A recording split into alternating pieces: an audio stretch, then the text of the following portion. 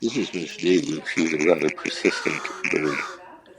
She already had a pancake and sausage for breakfast. Miss L from the northern department of the Weather Channel from the deck already gave her food.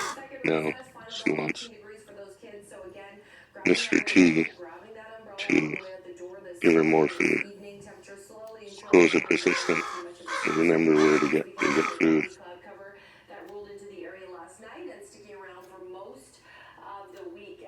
Rainfall warning into Calgary, into Red Deer, expanding into Hannah. There's an air quality statement into Saskatchewan, into Manitoba. Heat warning, record-breaking heat that's moved into Texas. So we are seeing everything